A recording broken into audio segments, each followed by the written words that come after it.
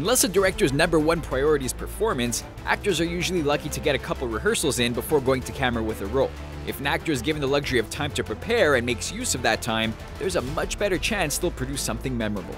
Here are 10 shocking ways actors prepared for famous roles. Heath Ledger in The Dark Knight.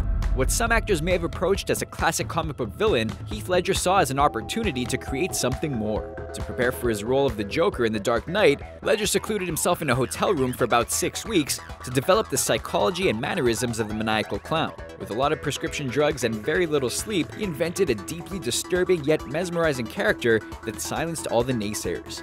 I'm an agent of chaos. It was a process that left a permanent mark on the actor's legacy and on film history. The cast of Saving Private Ryan.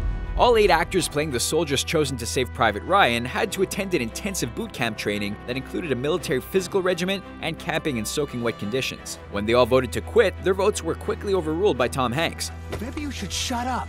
who played their commanding officer. As Private Ryan, Matt Damon didn't have to attend boot camp. Spielberg hoped this would make the rest of the cast resent him, and the cameras would catch them hating Private Ryan. Mickey Rourke in Iron Man 2. Serious preparation can be a risky business, and that risk doesn't necessarily pay off every time. Mickey Rourke was very hands-on with the development of Iron Man 2's Ivan Vanko. Adopting a Slovakian accent, he learned most of his lines in Russian, visited a prison in Moscow, and paid for the character's gold tooth and pet bird out of his own pocket. Fabulous, I love it.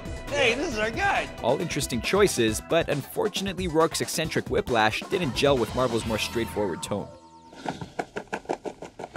You know what I mean? Is that it? Is that crazy? The cast of One Flew Over the Cuckoo's Nest. The actors became patients, and the patients became actors, when filming 1975's One Flew Over the Cuckoo's Nest. To create a believable film about life in a psychiatric hospital, director Milos Forman had the cast live in the Oregon State Hospital and interact with actual patients who became extras in the film. Today, it's easy to recognize Danny DeVito and Christopher Lloyd, but apart from Jack Nicholson, the cast was all unknown at the time, making it even harder to tell the performers from the patients. That's true. That is true. Christian Bale in The Machinist.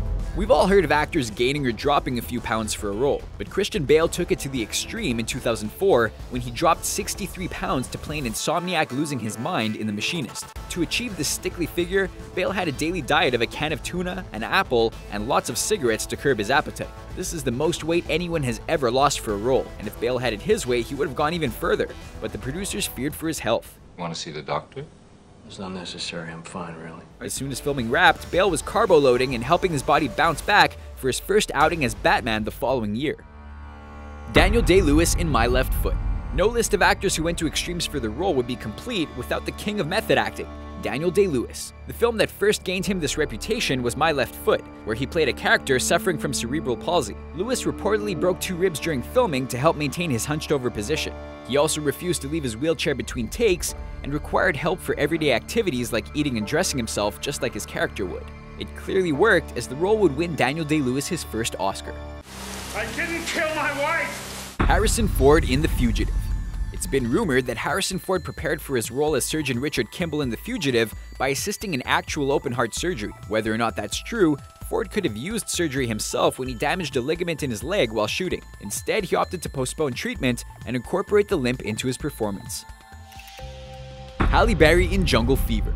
Halle Berry's first film role was not an easy one. Audiences were introduced to Berry as a crack addict opposite Samuel L. Jackson in Spike Lee's Jungle Fever. Lee originally thought Berry was too attractive for people to believe her in the role, so to demonstrate her dedication, she didn't shower or bathe for the duration of her 10 days on set.